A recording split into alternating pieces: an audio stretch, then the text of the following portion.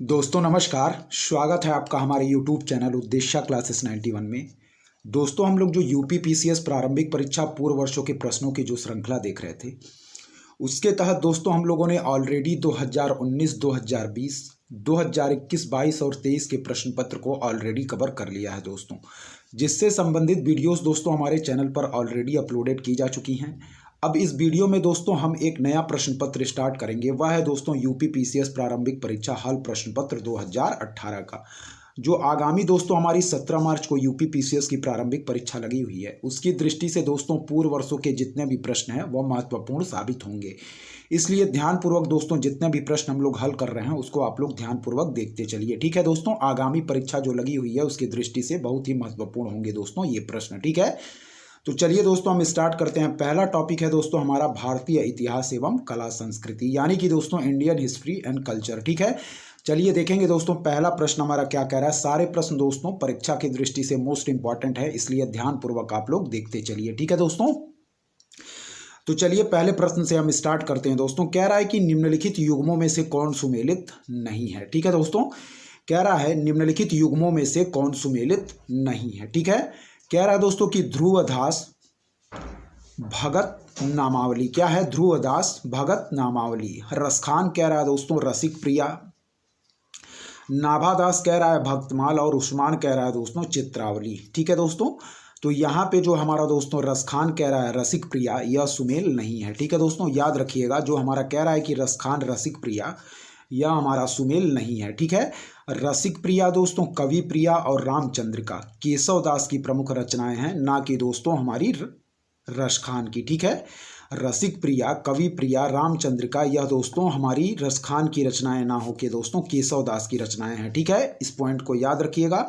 और रसखान की प्रमुख रचना क्या है दोस्तों, तो रसखान की प्रमुख रचना है दोस्तों प्रेम वाटिका। इस पॉइंट को याद रखिएगा। ठीक है, एक बार और देखें, ध्रुवदास की दोस्तों भगत नामावली है, क्या है ध्रुवदास की दोस्तों भगत नामावली है। नाभादास की दोस्तों भक्तमाल है। उस्मान की दोस्तों चित्रावली है। जबकि दोस्तों रसिक प्रिया किसकी है, तो रसिक प्रिया रसखान की ना होगी दोस्तों, यह केशव दास की है। ठीक है दोस्तों, याद रखिए रसिक प्रिया, कवि प्रिया और रामचंद्रिका यह केशव दास की पुस्तक है, ना कि रसखान की। रसखान की पुस्तक कौन सी है, वह है दोस्तों प्रेम वाटिका। ठीक है, चलिए दूसरे नंबर प्रश्न की तरफ बढ़ेंगे दोस्तों। हमारा सही आंसर हो जाएगा ऑप्शन सी, सुमेलित नहीं है। ठीक है, चलिए दूसरा नंबर प्रश्न देखिए। कह रहा है निम्नलिखित में से किन स्थानों से मध्य पाषाण काल में पशुपालन के प्रमाण मिले हैं। क्या है, कह रहा है निम्नलिखित में से किन स्थानों से मध्य पाषाण काल में पशुपालन के प्रमाण मिलते हैं, तो याद रखिए दोस्तों बागौर। ठीक है, क्या है दोस्तों, बागौर हमारा बिल्कुल सही है दोस्तों। और बागौर कहाँ है दोस्तों, तो यह राजस्थान के भीलवाड़ा जिले में कोठारी नदी के तट पर स्थित है दोस्तों हमारा बागौर। ठीक है, याद रखिए बागौर कहाँ है दोस्तों, यहाँ पे नीचे देखें,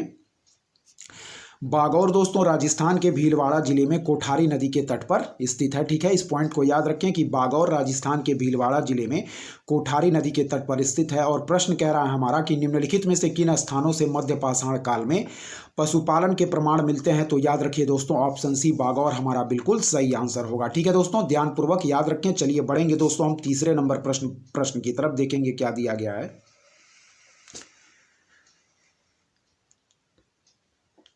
चलिए दोस्तों यहाँ देखें तीसरा नंबर प्रश्न क्या कह रहा है। कह रहा है दोस्तों कि निम्नलिखित में से सिंधु सभ्यता से संबंधित कौन से केंद्र उत्तर प्रदेश में स्थित हैं। क्या है, कह रहा है निम्नलिखित में से सिंधु सभ्यता से संबंधित कौन से केंद्र उत्तर प्रदेश में स्थित हैं दोस्तों। ठीक है, तो याद रखिए वह हो जाएगा दोस्तों हमारा ऑप्शन डी, यानी कि दोस्तों हुलास स्थित है दोस्तों। और कौन स्थित है, और स्थित है दोस्तों हमारा आलमगीरपुर। ठीक है दोस्तों, कौन कौन सा दोस्तों, आलमगीरपुर स्थित है और हुलास स्थित है। ठीक है दोस्तों, इस पॉइंट को याद रखिएगा। कालीबंगा और लोथल नहीं है, लोथल है दोस्तों गुजरात में, कालीबंगा है दोस्तों राजस्थान में। ठीक है, आलमगीरपुर दोस्तों है हमारा मेरठ में। ठीक है, और हुलास कहाँ पे है, हुलास है दोस्तों यह उत्तर प्रदेश के सहारनपुर जिले में स्थित है दोस्तों हुलास। ठीक है, हुलास कहाँ स्थित है, तो हुलास स्थित है दोस्तों उत्तर प्रदेश के सहारनपुर जिले में। और आलमगीरपुर स्थित है दोस्तों कहाँ, पश्चिमी उत्तर प्रदेश के मेरठ जिले में, यमुना की सहायक हिंडन नदी पर स्थित पुरास्थल है। ठीक है, इस पॉइंट को याद रखिए। आलमगीरपुर कहाँ है, तो पश्चिमी उत्तर प्रदेश के मेरठ जिले में यमुना की सहायक हिंडन नदी पर स्थित पुरास्थल है दोस्तों। जबकि हुलास उत्तर प्रदेश के सहारनपुर जिले में स्थित है। और हुलास से दोस्तों सैंधव लिपि का एक ठप्पा प्राप्त हुआ है। क्या है, हुलास से दोस्तों सैंधव लिपि का एक ठप्पा प्राप्त हुआ है। इस पॉइंट को याद रखिए। आलमगीरपुर कहाँ स्थित है, पश्चिमी उत्तर प्रदेश के मेरठ जिले में यमुना की सहायक हिंडन नदी पर स्थित पुरास्थल है दोस्तों, जबकि हुलास हमारा दोस्तों उत्तर प्रदेश के सहारनपुर जिले में स्थित है। हुलास से दोस्तों सैंधव लिपि का क्या हुआ है, एक ठप्पा प्राप्त हुआ है। तो याद रखिए, ये पूछ रहा है कि निम्नलिखित में से सिंधु सभ्यता से संबंधित कौन से केंद्र उत्तर प्रदेश में स्थित हैं। तो याद रखिए दोस्तों, हमारा आलमगीरपुर और हुलास। ठीक है दोस्तों, अलग अलग भी यह पूछा जा सकता है। तो याद रखिए, आलमगीरपुर दोस्तों हमारा कहाँ पे है, तो आलमगीरपुर पश्चिमी उत्तर प्रदेश दोस्तों मेरठ में यमुना नदी के सहायक हिंडन नदी पर स्थित है दोस्तों। और हुलास हमारा उत्तर प्रदेश के सहारनपुर जिले में स्थित है। इस पॉइंट को याद रखिए। ठीक है दोस्तों, चलिए अब हम बढ़ेंगे दोस्तों अपने अगले प्रश्न की तरफ। देखेंगे यहाँ क्या दिया गया है। चलिए दोस्तों चौथे प्रश्न को देखें, यहाँ पे क्या दिया है, ध्यानपूर्वक देखते चलें। कह रहा है दोस्तों, निम्नलिखित में से कौन शुक्ल यजुर्वेद की संहिता है। क्या है, निम्नलिखित में से कौन शुक्ल यजुर्वेद की संहिता है। तो याद रखिए दोस्तों, वाजसनेयी संहिता। ठीक है, इसका सही आंसर क्या हो जाएगा दोस्तों, वाजसनेयी संहिता हमारी शुक्ल यजुर्वेद की संहिता है। इस पॉइंट को याद रखिए। ठीक है, कह रहा है दोस्तों कि निम्नलिखित में से कौन शुक्ल यजुर्वेद की संहिता है। तो याद रखिए दोस्तों, हमारा वाजसनेयी संहिता जो है दोस्तों, यह शुक्ल यजुर्वेद की संहिता है। ठीक है, वाजसनेयी संहिता किसकी संहिता है, शुक्ल यजुर्वेद की संहिता है। ऑप्शन ए हमारा बिल्कुल सही आंसर होगा। ठीक है दोस्तों, चलिए 5वां नंबर प्रश्न देखें दोस्तों, क्या कह रहा है यहाँ पे। कह रहा है कि पुष्यमित्र शुंग द्वारा 2 अश्वमेध यज्ञ किए जाने के बारे में जानकारी किस लेख से मिलती है। क्या है, कह रहा है दोस्तों हमारा कि पुष्यमित्र शुंग द्वारा 2 अश्वमेध यज्ञ किए जाने के बारे में जानकारी किस लेख से मिलती है। तो याद रखें दोस्तों, अयोध्या लेख से। ठीक है, इसका सही आंसर क्या होगा दोस्तों, अयोध्या लेख से। ऑप्शन सी हमारा बिल्कुल सही आंसर होगा। ठीक है, कह रहा है कि पुष्यमित्र शुंग द्वारा 2 अश्वमेध यज्ञ किए जाने के बारे में जानकारी किस लेख से मिलती है। तो याद रखिए दोस्तों, हमारा अयोध्या लेख बिल्कुल सही आंसर हो जाएगा दोस्तों हमारा। ठीक है, इस पॉइंट को आप लोग याद रखिएगा। ठीक है, कह रहा है पुष्यमित्र शुंग द्वारा 2 अश्वमेध यज्ञ किए जाने के बारे में जानकारी किस लेख से मिलती है। तो याद रखिए दोस्तों, अयोध्या लेख इसका बिल्कुल सही आंसर हो जाएगा। ठीक है, इस पॉइंट को आप लोग याद रखिएगा। चलिए आगे देखेंगे दोस्तों, क्या कह रहा है। कह रहा दोस्तों, हाथी गुम्पा का अभिलेख किस शासक के विषय में जानकारी का स्रोत है। ठीक है, कह रहा दोस्तों, हाथी गुम्पा का अभिलेख किस शासक के विषय में जानकारी का स्रोत है। तो इसका सही आंसर हो जाएगा दोस्तों खारवेल। ठीक है, इसका सही आंसर होगा दोस्तों ऑप्शन ए खारवेल। हाथी गुम्पा का अभिलेख किस शासक के विषय में जानकारी का स्रोत है। तो इसका बिल्कुल सही आंसर होगा दोस्तों ऑप्शन ए खारवेल, हमारा बिल्कुल सही आंसर हो जाएगा। ठीक है, तो इस पॉइंट को आप लोग याद रखें कि हाथी गुम्पा का अभिलेख किस शासक के विषय में जानकारी का स्रोत है। तो याद रखिए दोस्तों, ऑप्शन ए हमारा खारवेल बिल्कुल सही आंसर होगा दोस्तों। ठीक है, ध्यानपूर्वक जितने भी प्रश्न हम लोग हल कर रहे हैं सबको आप लोग देखते चलिए, क्योंकि दोस्तों पूर्व वर्ष के प्रश्न जो होते हैं वह हुबहू दोस्तों रिपीट कर जाते हैं। ठीक है, इसलिए जितने भी प्रश्नों को हम लोग हल कर रहे हैं उसको आप लोग ध्यानपूर्वक देखते चलिए। चलिए बढ़ेंगे दोस्तों हम अपने 7वें नंबर प्रश्न की तरफ। चलिए दोस्तों 7वां नंबर प्रश्न हम देखेंगे क्या कह रहा है। कह रहा है कि निम्नलिखित में से कौन सी संस्था विदेशी व्यापार से संबंधित थी। ठीक है, कह रहा है दोस्तों, निम्नलिखित में से कौन सी संस्था जो थी वह हमारी विदेशी व्यापार से संबंधित थी। तो इसमें दोस्तों हम देखेंगे इसका आंसर क्या दिया गया है। ठीक है, कह रहा है निम्नलिखित में से कौन सी संस्था विदेशी व्यापार से संबंधित थी। तो इसमें दोस्तों कह रहा है कि उत्तर प्रदेश लोक सेवा आयोग ने इस प्रश्न का उत्तर सी और डी दोनों माना है।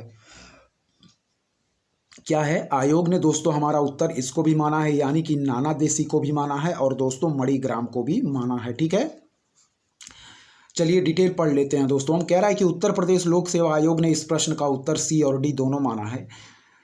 नाना देशी विदेश व्यापार के लिए एक निगम था। क्या है दोस्तों, नाना देशी विदेश व्यापार के लिए क्या था दोस्तों, एक निगम था। ठीक है, नाना देशी विभिन्न प्रकार के रत्नों, मसालों, हाथियों, घोड़ों और औषधियों आदि का व्यापार करते थे। ठीक है, इस पॉइंट को याद रखिएगा दोस्तों। क्या है कि नाना देशी विदेश व्यापार के लिए एक निगम था और नाना देशी विभिन्न प्रकार के रत्नों, मसालों, हाथियों, घोड़ों और औषधियों आदि का व्यापार करते थे। ठीक है, अब चलिए मणिग्राम के बारे में देखेंगे। यहाँ पे कह रहा है मणिग्राम भी एक व्यापारिक संघ था। इसका संबंध हिंद महासागर के व्यापार से था। ठीक है, श्रेणियां एक ही व्यवसाय करने वाले लोगों का संगठन होती थी।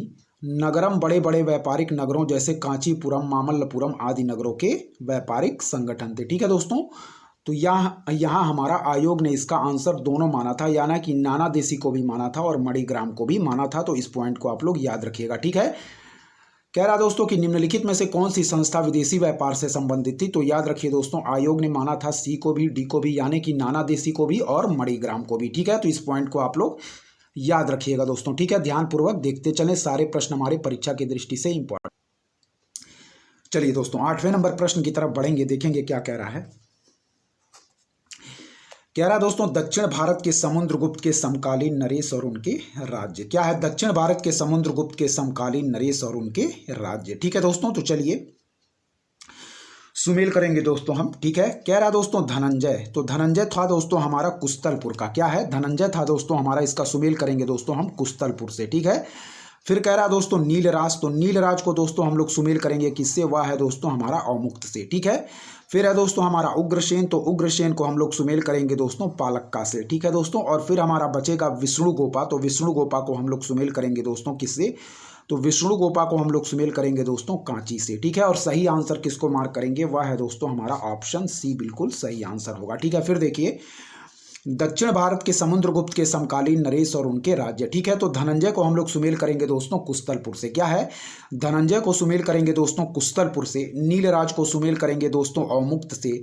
उग्रसेन को सुमेल करेंगे दोस्तों पालक्का से, और विष्णु गोपा को सुमेल करेंगे दोस्तों कांची से। ठीक है, फिर देखिए धनंजय को सुमेल करेंगे दोस्तों कुस्तलपुर से, नीलराज को सुमेल करेंगे अवमुक्त से, उग्रसेन को सुमेल करेंगे पालक्का से, और विष्णु गोपा को सुमेल करेंगे कांची से। ठीक है, फिर देखिए धनंजय को सुमेल करेंगे दोस्तों कुस्तलपुर से, नीलराज को दोस्तों सुमेल करेंगे अवमुक्त से, उग्रसेन को सुमेल करेंगे पालक्का से, और विष्णु गोपा को सुमेल करेंगे कांची से। ठीक है, धनंजय को सुमेल करेंगे कुस्तलपुर से, नीलराज को अवमुक्त से, उग्रसेन को दोस्तों पालक्का से, और विष्णु गोपा को सुमेल करेंगे दोस्तों कांची से। इस पॉइंट को आप लोग याद रखिएगा। ठीक है, एक बार और देख लें। धनंजय को कुस्तलपुर से दोस्तों, नीलराज को अवमुक्त से, उग्रसेन को दोस्तों पालक्का से, और विष्णु गोपा को दोस्तों कांची से। ठीक है, चलिए आगे बढ़ेंगे दोस्तों, देखेंगे ध्यानपूर्वक क्या कह रहा है यहाँ पे। कह रहा दोस्तों निम्नलिखित युग्मों में से कौन सुमेलित नहीं है? रियासत और उनके शासक। ठीक है दोस्तों, कह रहा है देवगिरी के शासक थे दोस्तों शंकर देव। ठीक है, कह रहा दोस्तों कि देवगिरी के शासक थे दोस्तों शंकर देव। तो बिल्कुल सही सुमेल है दोस्तों, देवगिरी के शासक थे हमारे कौन? तो देवगिरी के शासक थे दोस्तों वह थे हमारे शंकर देव। यह बिल्कुल सही सुमेल दिया गया है। ठीक है दोस्तों, फिर कह रहा दोस्तों वारंगल के शासक थे दोस्तों रामचंद्र देव। तो यही हमारा दोस्तों जो पॉइंट है, यह सही सुमेल नहीं दिया गया है। ठीक है, वारंगल के शासक रामचंद्र देव नहीं थे, जबकि देवगिरी के शासक शंकर देव। यह याद रखिएगा, बिल्कुल सही सुमेल है। ठीक है, देवगिरी के शासक कौन थे?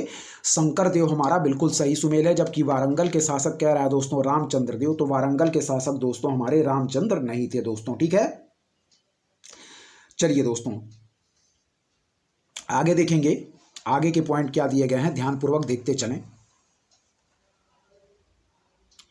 चलिए यहां देखें दोस्तों, कह रहा है कि होयसल के हमारे जो थे शासक वह थे दोस्तों वीर बल्लाल। क्या है? होयसल के थे वीर बल्लाल। यह भी हमारा सही सुमेल है दोस्तों। ठीक है, फिर कह रहा है दोस्तों मदुरा के थे वीर पांड्या। ठीक है, मदुरा के थे वीर पांड्या। तो यह भी हमारा सही सुमेल है। ठीक है, यहाँ डिटेल देख लेंगे। कह रहा है वारंगल दक्षिण भारत के तेलंगाना राज्य का एक शहर है।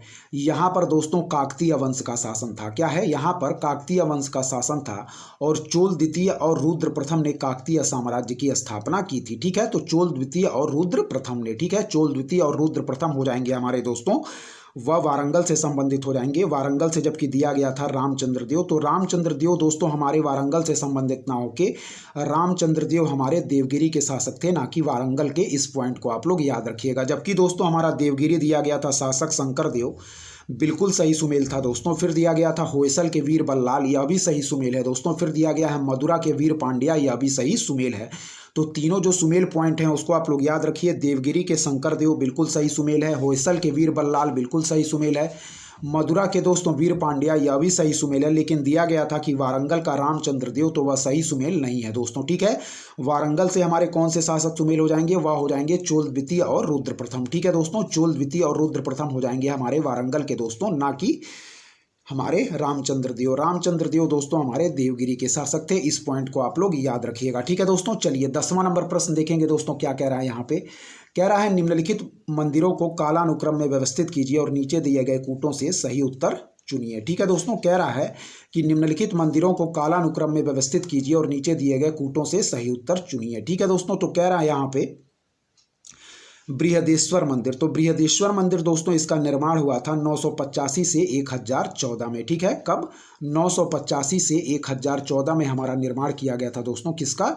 वह दोस्तों हमारा बृहदेश्वर मंदिर। कब? 985 से दोस्तों 1014 में। ठीक है, याद रखिएगा। फिर दोस्तों कह रहा है कि हमारा गंगईकोंड चोलपुरम मंदिर। तो गंगईकोंड चोलपुरम मंदिर का निर्माण किया गया था दोस्तों 1014 से, क्या है 1014 से दोस्तों, ठीक है 1044, ठीक है, इस पॉइंट को याद रखिएगा, ठीक है। फिर कह रहा है दोस्तों महाबलीपुरम का तटीय मंदिर। तो महाबलीपुरम का तटीय मंदिर का निर्माण किया गया था दोस्तों कब, तो इसका निर्माण किया गया था, याद रखिए 700 से दोस्तों 728, ठीक है 700 से 728 ईस्वी के बीच किया गया था दोस्तों महाबलीपुरम का तटीय मंदिर। फिर कह रहा है दोस्तों सप्त पैगोडा। तो सप्त पैगोडा याद रखिए दोस्तों, सप्त पैगोडा का निर्माण हुआ था दोस्तों कब, सप्त पैगोडा का निर्माण हुआ था 630 से 668 के बीच, क्या है 630 से 668 के बीच, ठीक है दोस्तों। तो चलिए सबसे पहले कौन हो जाएगा दोस्तों, तो सबसे पहले हो जाएगा हमारा सप्त पैगोडा, जिसका निर्माण किया गया था दोस्तों 630 से 668 के बीच हमारा सप्त पैगोडा का निर्माण किया गया था। फिर हो जाएगा दोस्तों हमारा कौन, वह हो जाएगा महाबलीपुरम का तटीय मंदिर, जिसका निर्माण किया गया था 700 से 728 के बीच। फिर हो जाएगा दोस्तों हमारा बृहदेश्वर मंदिर, जिसका निर्माण कब किया गया था, तो जिसका निर्माण किया गया था दोस्तों हमारा 985 से 1014 के बीच। और सबसे लास्ट में हो जाएगा गंगईकोंड चोलपुरम मंदिर, ठीक है। तो इस पॉइंट को याद रखिए और सही आंसर इसका हम ऑप्शन डी मार्क करेंगे। हमारी सीरीज बैठेगी दोस्तों 4, 3, 1 और 2 की, ठीक है। सबसे पहले सप्त पैगोडा हो जाएगा दोस्तों, ठीक है, जिसका निर्माण कब किया गया था 630 से 668 ईस्वी के बीच सप्त पैगोडा का निर्माण किया गया था, ठीक है। फिर हो जाएगा दोस्तों महाबलीपुरम का तटीय मंदिर, जिसका निर्माण किया गया था 700 से 728 ईस्वी के बीच, ठीक है दोस्तों। फिर हमारा हो जाएगा बृहदेश्वर मंदिर, जिसका निर्माण किया गया था दोस्तों 985 से 1014 के बीच। और गंगईकोंड का चोलपुरम मंदिर, इसका निर्माण किया गया था 1014 से 1044 के बीच, ठीक है। तो सही सीरीज होगी दोस्तों हमारी 4, 3, 1 और 2, क्या है 4, 3, 1 और 2, ठीक है। सप्त पैगोडा 630 से 668 के बीच, ठीक है। फिर है दोस्तों हमारा क्या, फिर हो जाएगा दोस्तों हमारा महाबलीपुरम का तटीय मंदिर 700 से 728 ईस्वी के बीच। फिर हो जाएगा बृहदेश्वर मंदिर 985 से 1014 के बीच। फिर हो जाएगा दोस्तों गंगईकोंड चोलपुरम मंदिर 1014 से 1044 के बीच, ठीक है। इस पॉइंट को याद रखिएगा। सही सीरीज हो जाएगा दोस्तों हमारा 4, 3, 1 और 2, ठीक है। चलिए 11वें नंबर प्रश्न की तरफ बढ़ेंगे दोस्तों। यहाँ पे देखेंगे क्या दिया गया है। कथन और कारण का प्रश्न है दोस्तों। कह रहा है कि नीचे 2 कथन दिए गए हैं। चलिए कथन और कारण हम पढ़ते हैं। कह रहा है दोस्तों कि भारत पर तुर्की आक्रमण सफल हुए, क्या है भारत पर तुर्की आक्रमण सफल हुए। फिर कह रहा है दोस्तों कारण आर की उत्तर भारत में राजनीतिक एकता नहीं थी, ठीक है। कह रहा है भारत में उत्तर भारत में राजनीतिक एकता नहीं थी। और कथन कह रहा है कि भारत पर तुर्की आक्रमण सफल हुए, ठीक है दोस्तों। तो इस पॉइंट को याद रखिए। तो यहाँ पे हम सही आंसर मार्क करेंगे दोस्तों। कथन तथा कारण दोनों सही है तथा कारण कथन की क्या कर रहा है दोस्तों, सही व्याख्या कर रहा है, ठीक है।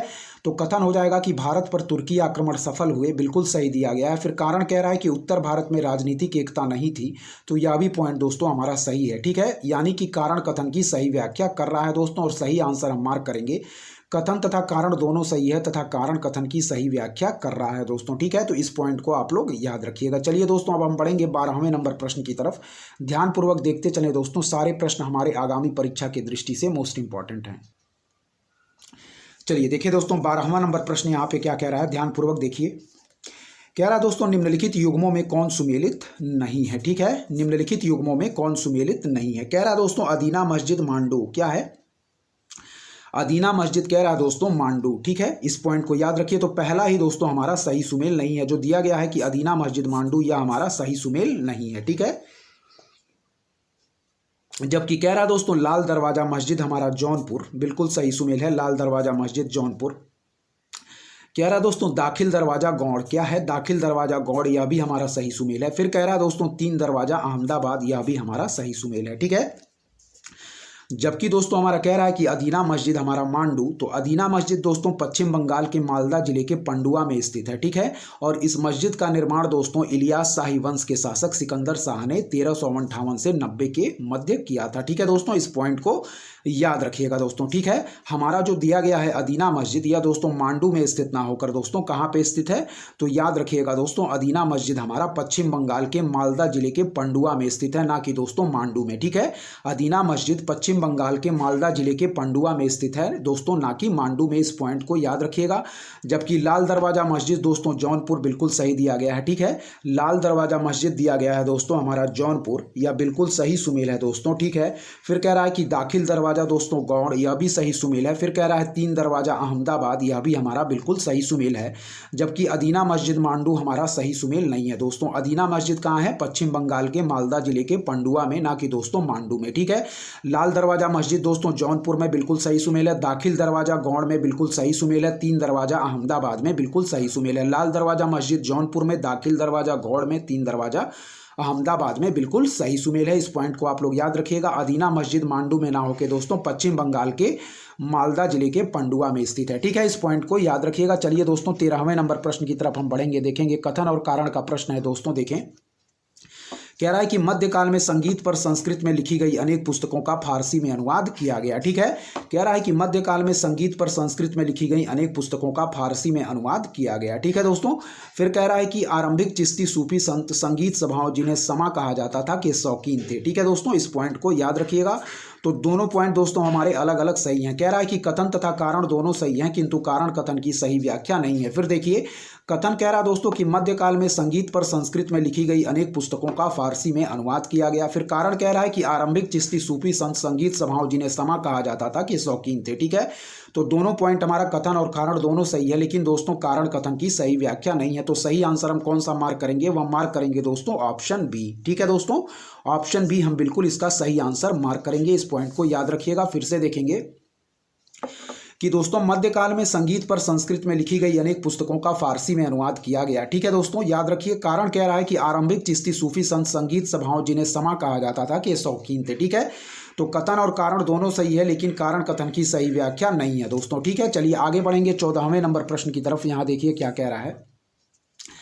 कह रहा है दोस्तों कि मध्यकालीन क्या है? कह रहा है दोस्तों मध्यकालीन भारत के ऐतिहासिक स्रोतों में चकला शब्द का प्रयोग हुआ है। यह है क्या है दोस्तों? कह रहा है दोस्तों कि मध्यकालीन भारत के ऐतिहासिक स्रोतों में चकला शब्द का प्रयोग हुआ है। यह दोस्तों क्या था? तो यह दोस्तों एक सूबा और परगना के बीच की क्षेत्रीय इकाई था, लेकिन सरकार के समानार्थी नहीं था दोस्तों चकला हमारा, ठीक है।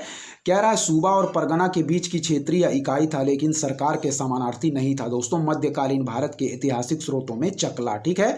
कह रहा है मध्यकालीन भारत के ऐतिहासिक स्रोतों में चकला शब्द का प्रयोग हुआ है। तो याद रखिए दोस्तों, सूबा और परगना के बीच की क्षेत्रीय इकाई था, लेकिन सरकार के समानार्थी नहीं था। इस पॉइंट को याद रखिएगा दोस्तों। ध्यानपूर्वक सारे प्रश्न हमारे परीक्षा की दृष्टि से मोस्ट इंपॉर्टेंट है दोस्तों, ठीक है। इसलिए ध्यानपूर्वक सारे प्रश्नों को आप लोग देखते चलिए।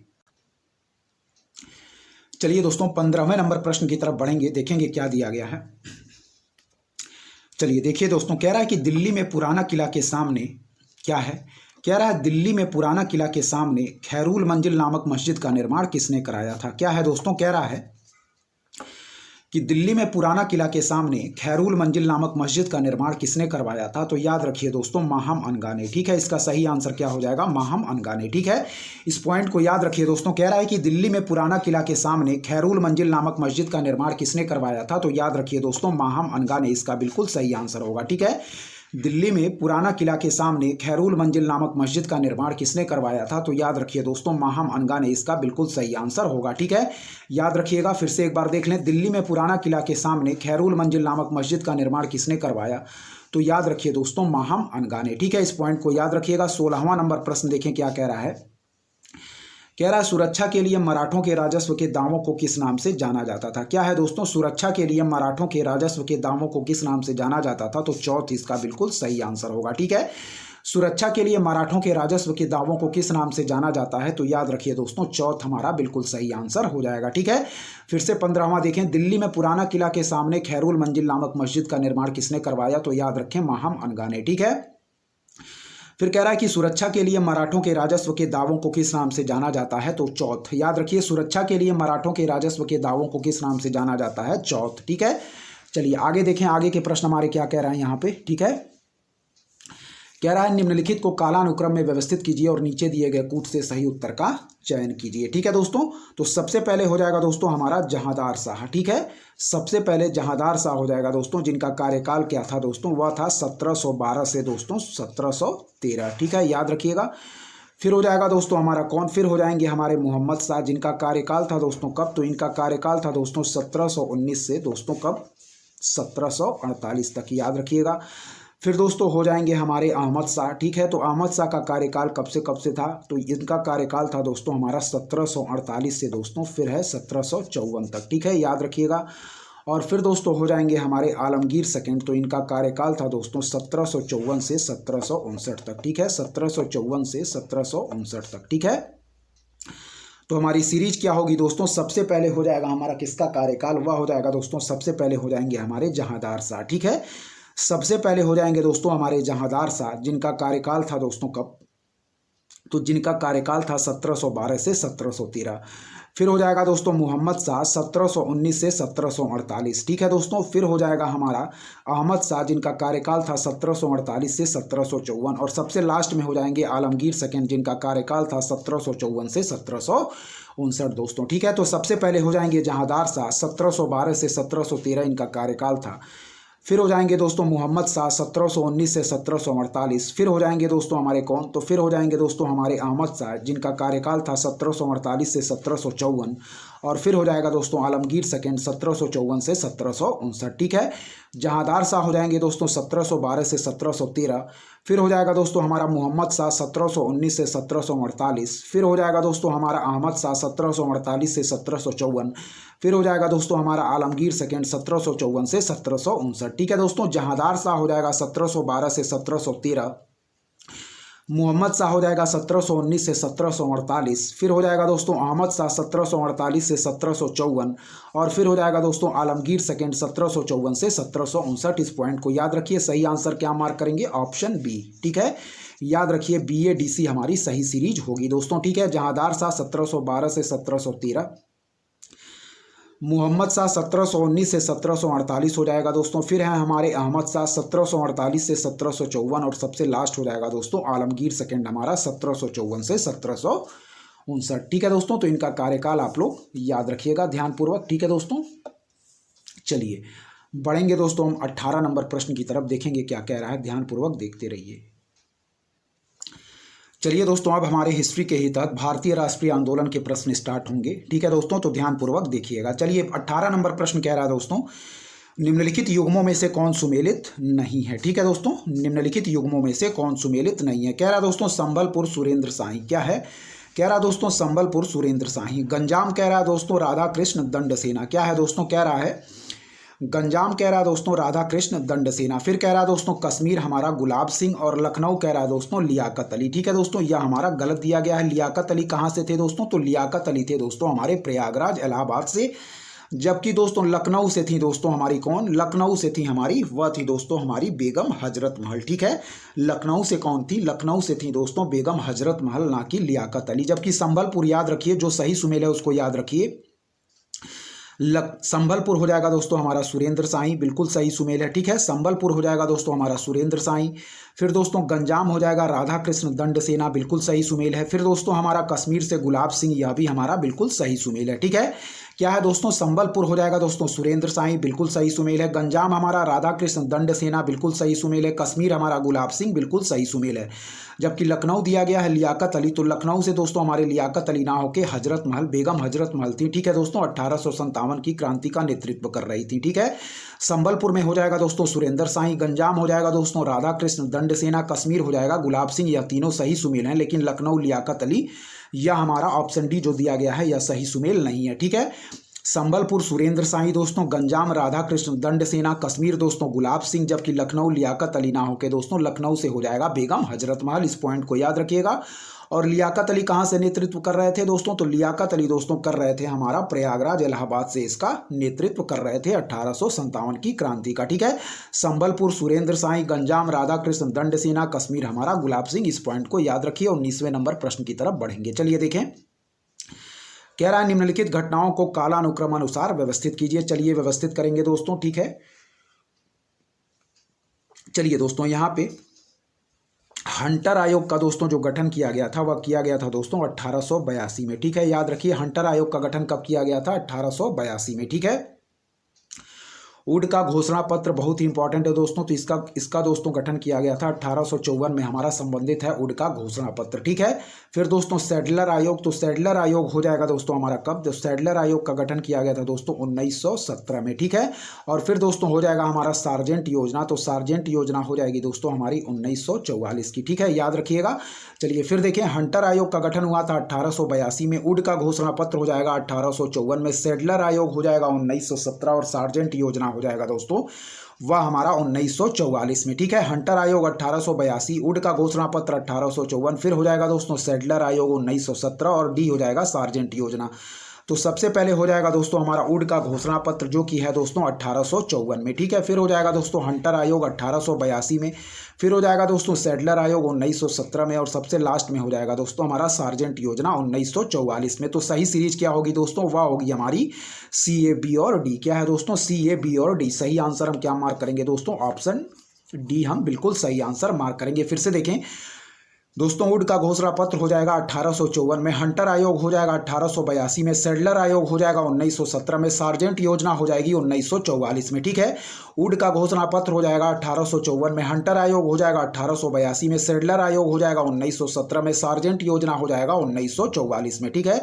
उड का घोषणा पत्र 1854 में, हंटर आयोग 1882 में, सैडलर आयोग 1917 में, सार्जेंट योजना 1944 में, ठीक है।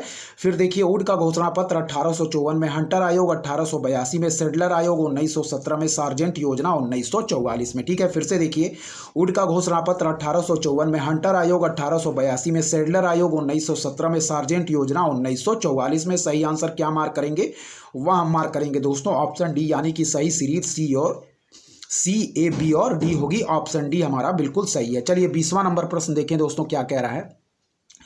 कह रहा है निम्नलिखित युग्मों में कौन सुमेलित नहीं है, ठीक है। संथाल कह रहा है दोस्तों 1855, बिल्कुल सही सुमेल है दोस्तों। फिर कह रहा है दोस्तों हमारा कोल 1831, ठीक है, कोल कह रहा है दोस्तों 1831, यह भी सही सुमेल है। खांसी कह रहा है दोस्तों हमारा 1829, तो यह भी सही सुमेल है।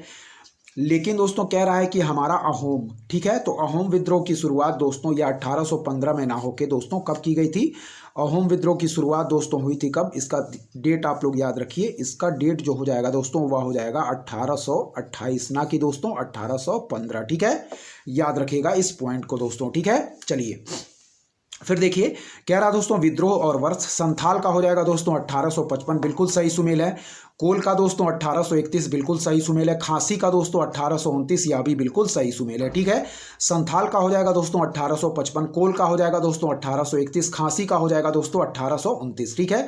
संथाल 1855, कोल का 1831, खांसी का दोस्तों 1829, अहोम का हो जाएगा दोस्तों 1815 ना होकर 1828। और जिसका नेतृत्व किसने किया था दोस्तों, तो अहोम विद्रोह की शुरुआत असम राज्य में और गोमधर कुंवर के नेतृत्व में हमारा अहोम विद्रोह किया गया था, ठीक है। संथाल हो जाएगा दोस्तों 1855, कोल हो जाएगा दोस्तों 1831, खांसी हो जाएगा 1829। संथाल 1855, कोल 1831, खांसी 1829, जबकि अहोम 1815 में ना होके दोस्तों हमारा 1828 में किया गया था। तो इस पॉइंट को याद रखिएगा। और इसका नेतृत्व किया था असम में गोमधर कुंवर ने, ठीक है। चलिए आगे देखें।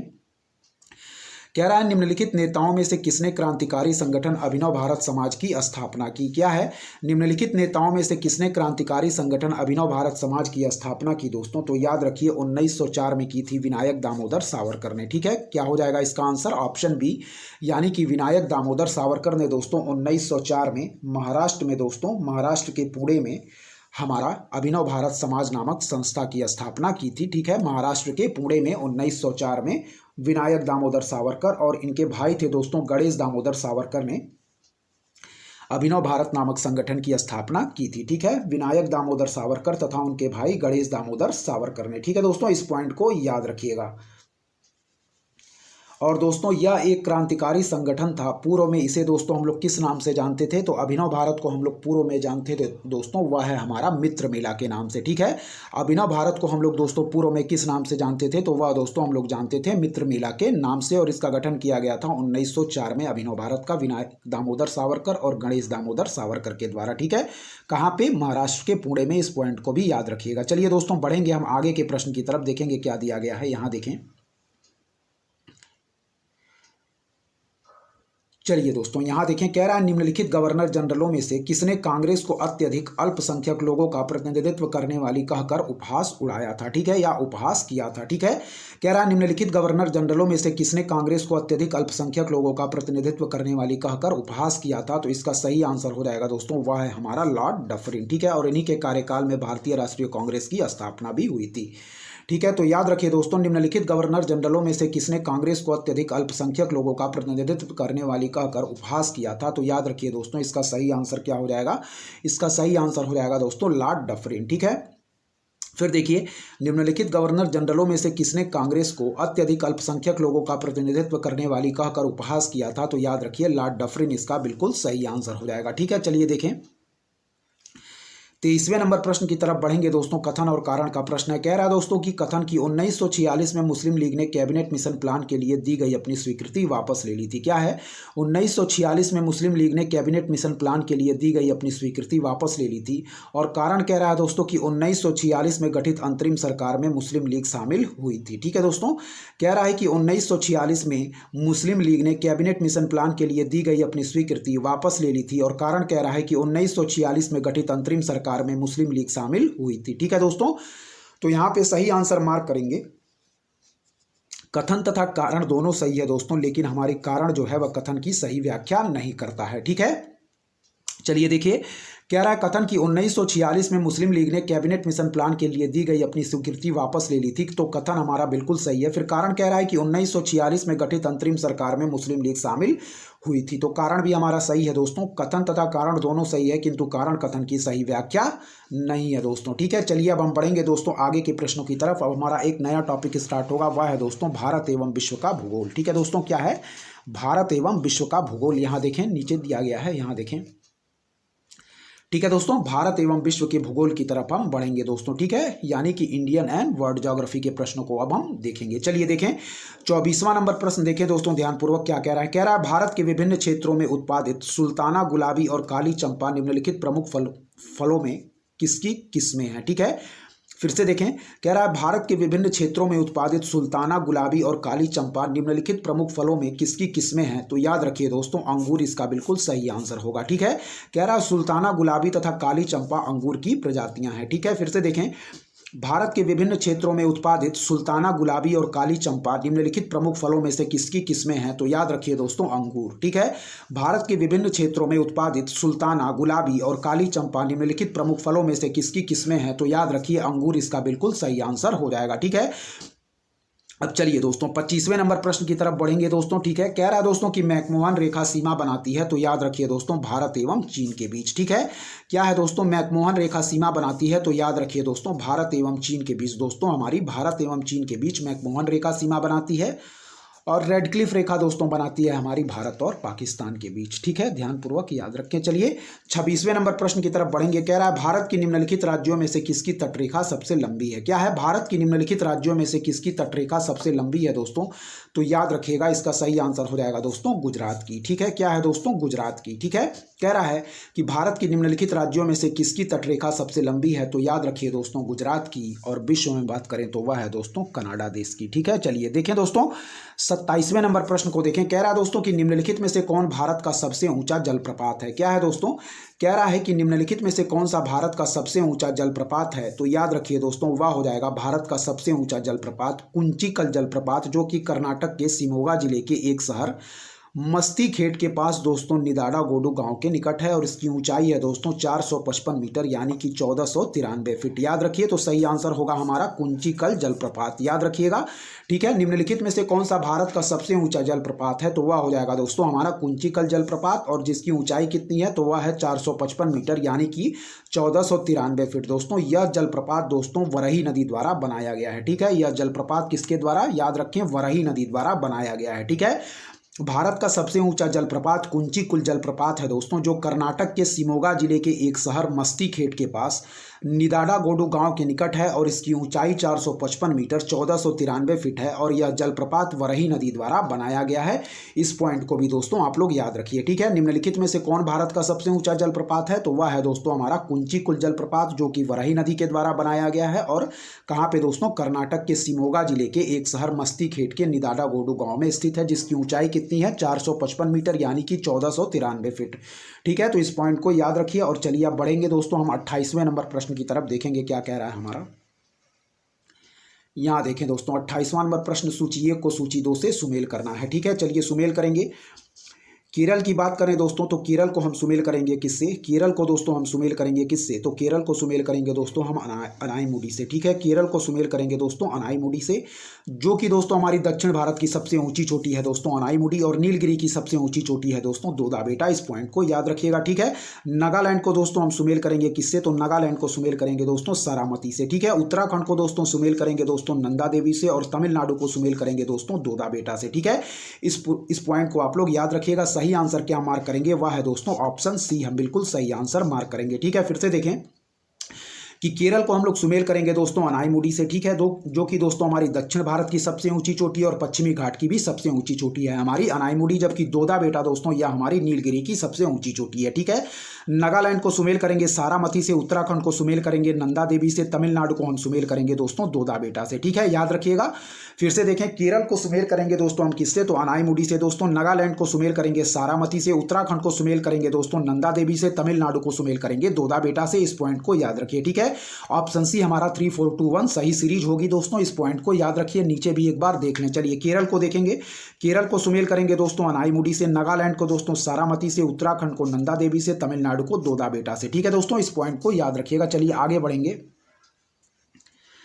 कह रहा दोस्तों कि राजस्थान मरुस्थल अथवा थार मरुस्थल निम्नलिखित में से किसका विस्तार है? ठीक है, कह रहा दोस्तों राजस्थान मरुस्थल अथवा थार मरुस्थल निम्नलिखित में से किसका विस्तार है? तो याद रखें दोस्तों प्लिस्टोसीन एवं अभिनव जमाव का। क्या है? प्लिस्टोसीन एवं अभिनव जमाव का दोस्तों हमारा राजस्थान मरुस्थल अथवा थार मरुस्थल किसका विस्तार है? तो याद रखिए प्लिस्टोसीन एवं अभिनव जमाव का। क्या है? प्लिस्टोसीन एवं अभिनव जमाव का दोस्तों हमारा राजस्थान मरुस्थल अथवा थार मरुस्थल विस्तार है। ठीक है, किसका? प्लिस्टोसीन एवं अभिनव जमाव का। ठीक है, किसका? प्लिस्टोसीन एवं अभिनव जमाव इसका बिल्कुल राइट आंसर हो जाएगा। ठीक है दोस्तों, इस पॉइंट को याद रखिए। चलिए दोस्तों आगे बढ़ेंगे। कह रहा दोस्तों भारत की निम्नलिखित नदियों में से कौन पश्चिमी घाट से नहीं निकलती है? क्या है?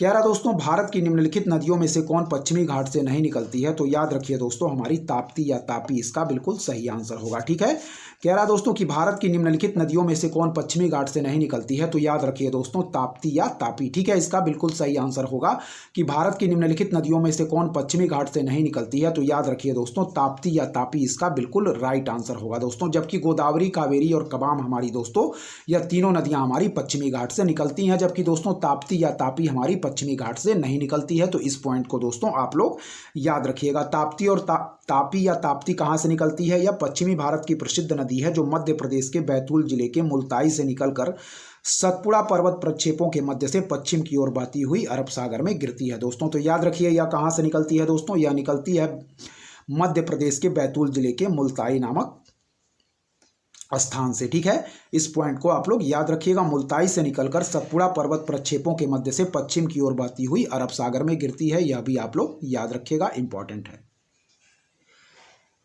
चलिए दोस्तों बढ़ेंगे हम 31वें नंबर प्रश्न की तरफ। ठीक है, ध्यान पूर्वक देखें क्या कह रहा है। कह रहा है दोस्तों निम्नलिखित कथनों में से कौन सा सही नहीं है? ठीक है, तो पढ़ेंगे। पहला पॉइंट कह रहा है काली मिट्टी को स्थानीय भाषा में रेगूर कहा जाता है। क्या है? कह रहा दोस्तों कि काली मिट्टी को स्थानीय भाषा में रेगूर कहा जाता है। तो बिल्कुल सही है दोस्तों, काली मिट्टी को स्थानीय भाषा में रेगूर भी कहा जाता है। और काली मिट्टी को दोस्तों हम लोग चेरनोजम मृदा के नाम से भी जानते हैं। इस पॉइंट को भी आप लोग याद रखिएगा। ठीक है, ऑप्शन बी कह रहा है क्रेब्स के अनुसार रेगूर मिट्टी अनिवार्य रूप से एक परिपक्व मिट्टी होती है। क्या है? कह रहा है क्रेब्स के अनुसार रेगूर मिट्टी अनिवार्य रूप से एक परिपक्व मिट्टी होती है। फिर सी कह रहा है काली मिट्टी में आर्द्रता नमी धारण करने की उच्च क्षमता होती है। ठीक है, डी कह रहा है काली मिट्टी हिमालय क्षेत्र में पाई जाती है। तो यह पॉइंट दोस्तों हमारा बिल्कुल गलत है। ठीक है दोस्तों, कह रहा है कि काली मिट्टी हिमालय क्षेत्र में पाई जाती है, तो यह पॉइंट हमारा गलत दिया गया है। ठीक है, फिर देखिए कह रहा है दोस्तों निम्नलिखित कथनों में से कौन सही नहीं है? तो याद रखिए दोस्तों काली मिट्टी को स्थानीय भाषा में क्या कहा जाता है? रेगूर कहा जाता है। ठीक है, काली मिट्टी को स्थानीय भाषा में रेगूर कहा जाता है। और क्रेब्स के अनुसार रेगूर मिट्टी अनिवार्य रूप से एक परिपक्व मिट्टी होती है। फिर ऑप्शन सी कह रहा है कि काली मिट्टी में आर्द्रता नमी धारण करने की उच्च क्षमता होती है। तीनों पॉइंट याद रखें कि काली मिट्टी को स्थानीय भाषा में रेगूर कहा जाता है।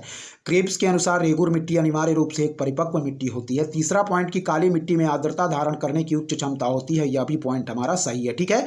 और ऑप्शन डी कह रहा है कि काली मिट्टी हिमालय क्षेत्र में पाई जाती है, तो यह पॉइंट गलत है। हम काली मिट्टी के बारे में जो डिटेल दिए गए हैं उसको हम पढ़ेंगे दोस्तों, क्योंकि परीक्षा की दृष्टि से इंपॉर्टेंट है। चलिए देखें, कह रहा है कि काली मिट्टी हिमालय क्षेत्र में नहीं पाई जाती है, अपितु यह जगह और स्थान याद रखिए कहाँ कहाँ पाई जाती है।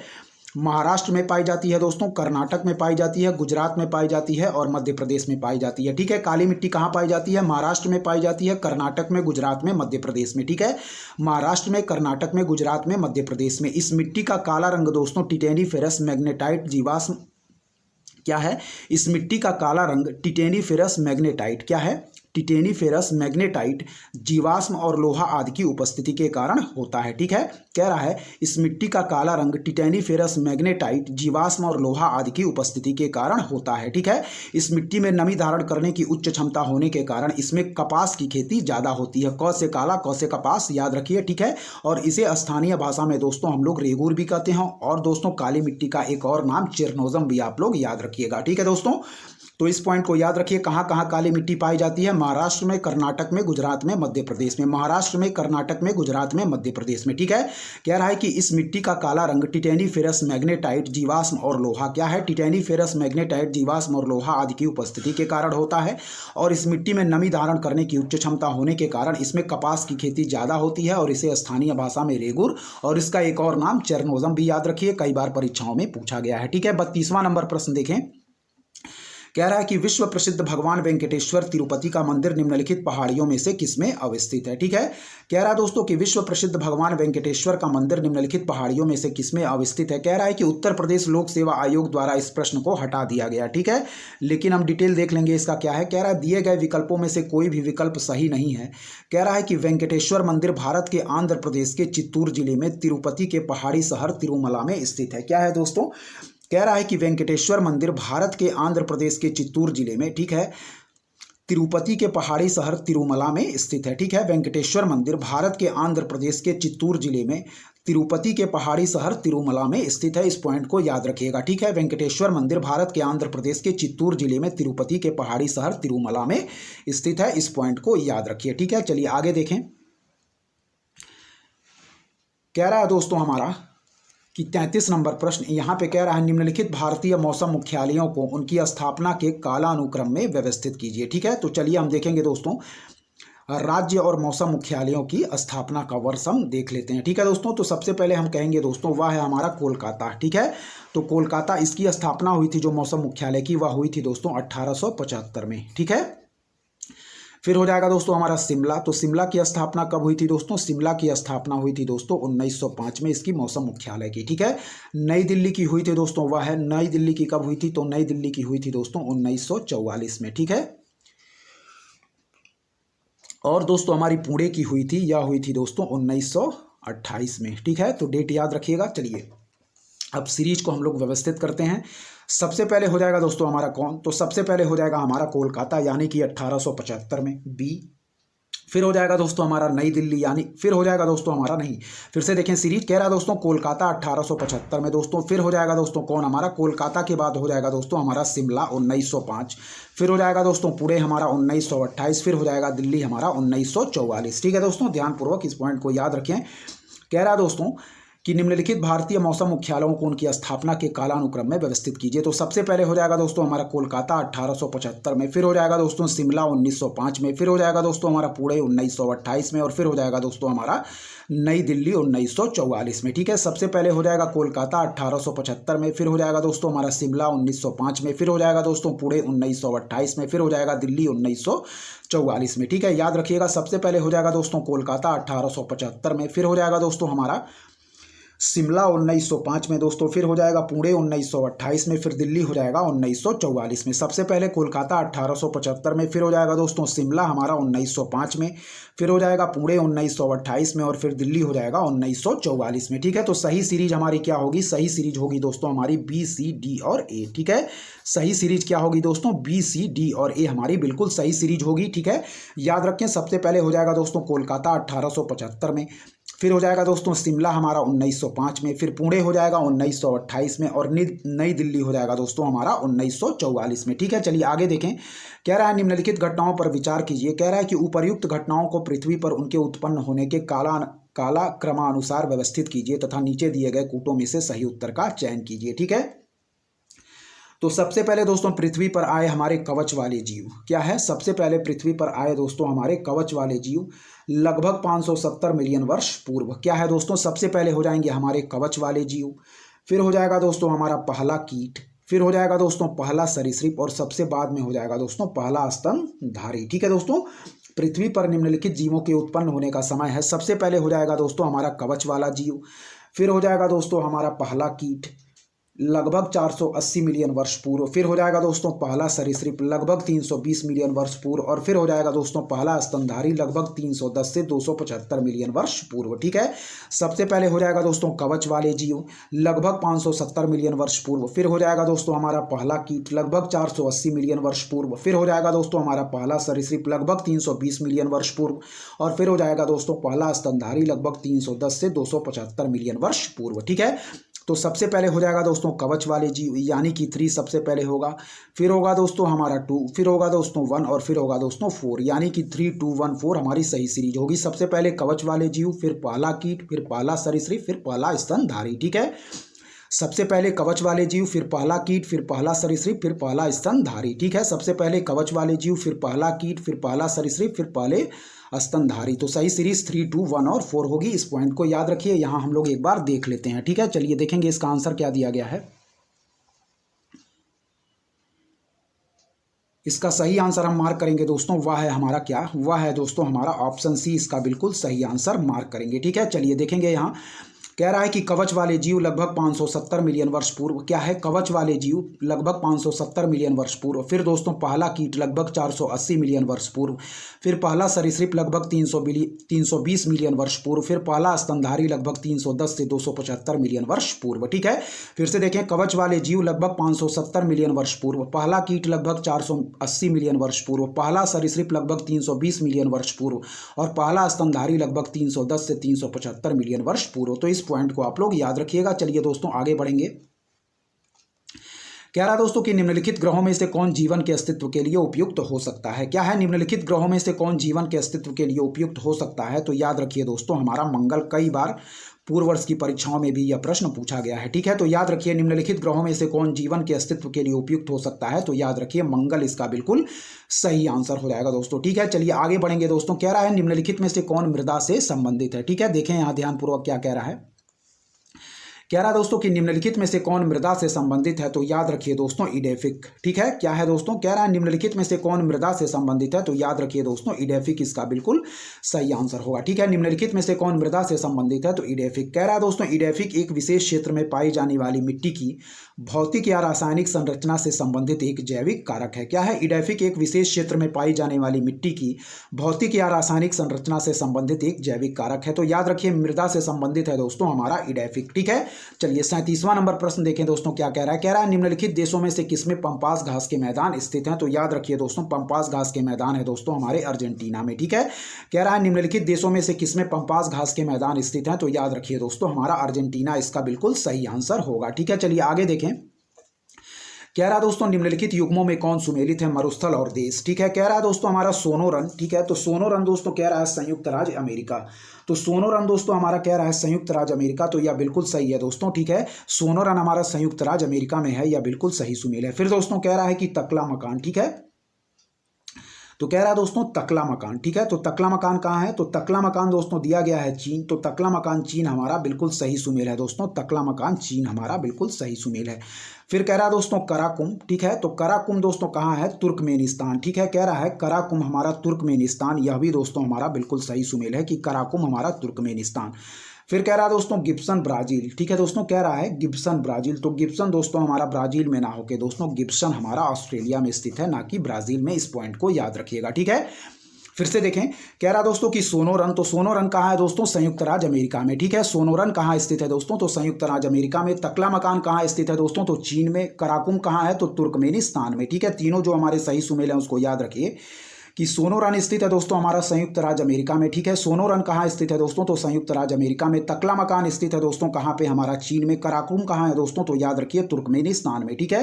कहाँ पे सोनोरन स्थित है दोस्तों, संयुक्त राज्य अमेरिका में। तकलामकान स्थित है दोस्तों चीन में। कराकुम कहाँ है दोस्तों, तो तुर्कमेनिस्तान में, ठीक है। जबकि गिब्सन हमारा ब्राजील में ना होके दोस्तों ऑस्ट्रेलिया में हो जाएगा, ठीक है। सोनोरन संयुक्त राज्य अमेरिका, तकलामकान चीन, कराकुम तुर्कमेनिस्तान, जबकि गिब्सन ब्राजील में ना होके ऑस्ट्रेलिया में है। तो जो सही सुमेल नहीं है वह है हमारा ऑप्शन डी, ठीक है। चलिए 39वें नंबर प्रश्न की तरफ बढ़ेंगे दोस्तों। यहां ध्यानपूर्वक देखें क्या कह रहा है। चलिए देखिए 39 नंबर प्रश्न क्या कह रहा है दोस्तों, ध्यानपूर्वक देखिएगा। कह रहा है निम्नलिखित नदियों में से किसके मुहाने पर पक्षी के पंजे की आकृति वाला डेल्टा बनता है। क्या है, निम्नलिखित नदियों में से किसके मुहाने पर पक्षी के पंजे की आकृति वाला डेल्टा बनता है, तो याद रखिए दोस्तों मिसिसिपी इसका बिल्कुल सही आंसर होगा, ठीक है। कह रहा है निम्नलिखित नदियों में से किसके मुहाने पर पक्षी के पंजे की आकृति वाला डेल्टा बनता है, तो मिसिसिपी बिल्कुल सही आंसर होगा, याद रखिए, ठीक है। कह रहा है कि निम्नलिखित नदियों में से किसके मुहाने पर पक्षी के पंजे की आकृति वाला डेल्टा बनता है, तो याद रखिए दोस्तों मिसिसिपी इसका बिल्कुल सही आंसर होगा, ठीक है। चलिए 40वें नंबर प्रश्न को देखेंगे दोस्तों क्या कह रहा है यहाँ पे। कह रहा है दोस्तों निम्नलिखित देशों में से किसमें प्रति गाय दुग्ध का औसत वार्षिक उत्पादन सर्वाधिक है, ठीक है। कह रहा है निम्नलिखित देशों में से किसमें प्रति गाय दुग्ध का औसत वार्षिक उत्पादन सर्वाधिक है, तो याद रखिए दोस्तों डेनमार्क इसका बिल्कुल सही आंसर होगा। कह रहा है निम्नलिखित देशों में से किसमें प्रति गाय दुग्ध का औसत वार्षिक उत्पादन सर्वाधिक है, तो डेनमार्क हमारा बिल्कुल सही आंसर होगा। कह रहा है निम्नलिखित देशों में से किसमें प्रति गाय दुग्ध का औसत वार्षिक उत्पादन सर्वाधिक है, तो डेनमार्क हमारा बिल्कुल सही आंसर हो जाएगा दोस्तों, ठीक है। चलिए आगे देखेंगे। कह रहा दोस्तों कि निम्नलिखित काफी उत्पादक देशों को उनके काफी उत्पादन 2016 मात्रा को अवरोही क्रम में व्यवस्थित करें और नीचे दिए गए कूट से सही उत्तर का चयन करें, ठीक है। तो चलिए दोस्तों हम लोग सीरीज को सही व्यवस्थित करेंगे, देखेंगे। सबसे पहले हो जाएगा दोस्तों हमारा ब्राजील, ठीक है। सबसे पहले हो जाएगा दोस्तों हमारा ब्राजील, ठीक है। इसका जो उत्पादन है दोस्तों वह है 25,95,000 मीट्रिक टन। क्या है, 25,95,000 मीट्रिक टन, ठीक है दोस्तों। यहाँ पे दोस्तों देखें फिर है वियतनाम का 8,10,000 टन, फिर दोस्तों हमारा कोलंबिया का है 6,60,000 टन और इंडोनेशिया का है 4,11,000 मीट्रिक टन, ठीक है।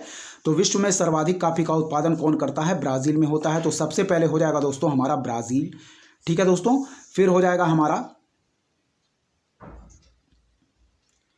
सबसे पहले हो जाएगा दोस्तों हमारा कौन, तो सबसे पहले हो जाएगा दोस्तों हमारा ब्राजील, ठीक है। फिर हो जाएगा दोस्तों हमारा वियतनाम, ठीक है। फिर कौन हो जाएगा दोस्तों, फिर हो जाएगा दोस्तों हमारा वियतनाम, फिर हो जाएगा दोस्तों हमारा कोलंबिया और सबसे लास्ट में हो जाएगा दोस्तों कौन, वह हो जाएगा दोस्तों हमारा इंडोनेशिया, ठीक है। तो सबसे पहले हो जाएगा दोस्तों ब्राजील हमारा, ठीक है। याद रखिए 25,95,000 मीट्रिक टन के साथ, ठीक है।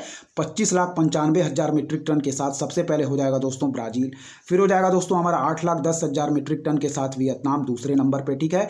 फिर हो जाएगा दोस्तों हमारा 6,60,000 मीट्रिक टन के साथ कोलंबिया तीसरे नंबर पर, और फिर इंडोनेशिया हो जाएगा दोस्तों सबसे लास्ट में, ठीक है।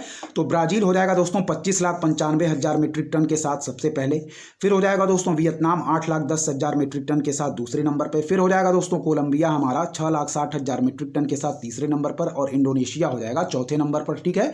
तो सीरीज आप लोग याद रखिएगा, सही आंसर मार्क करेंगे ऑप्शन बी, यानी कि 3, 2, 1 और 4 हमारा बिल्कुल सही सीरीज होगा, ठीक है दोस्तों।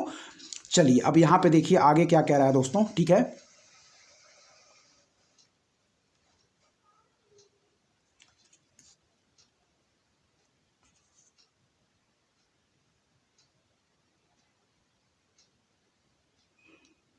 चलिए दोस्तों देखें 42वां नंबर प्रश्न कह रहा है दोस्तों कि स्वेज नहर के बन जाने के पश्चात भारत और यूरोप के मध्य की सामुद्रिक दूरी में कितनी कमी आई है। क्या है, स्वेज नहर के बन जाने के पश्चात भारत और यूरोप के मध्य की सामुद्रिक दूरी में कितनी कमी आई है, तो याद रखिए दोस्तों 7,000 किलोमीटर इसका बिल्कुल सही आंसर होगा, ठीक है। कह रहा है कि स्वेज नहर के बन जाने के पश्चात भारत और यूरोप के मध्य कि सामुद्रिक दूरी में कितनी कमी आई है, तो याद रखिए दोस्तों 7,000 किलोमीटर इसका बिल्कुल सही आंसर होगा। स्वेज नहर के बन जाने के पश्चात भारत और यूरोप के मध्य की सामुद्रिक दूरी में कितनी कमी आई है, तो याद रखिए दोस्तों 7,000 किलोमीटर इसका बिल्कुल राइट आंसर होगा, ठीक है। 43वां नंबर प्रश्न देखें दोस्तों, कह रहा है निम्नलिखित राज्यों में कौन सड़कों की लंबाई में भारत में प्रथम पायदान पर है, ठीक है। कह रहा दोस्तों कि निम्नलिखित राज्यों में कौन सड़कों की लंबाई में भारत में प्रथम पायदान पर है, तो याद रखिए दोस्तों महाराष्ट्र इसका बिल्कुल सही आंसर होगा, ठीक है।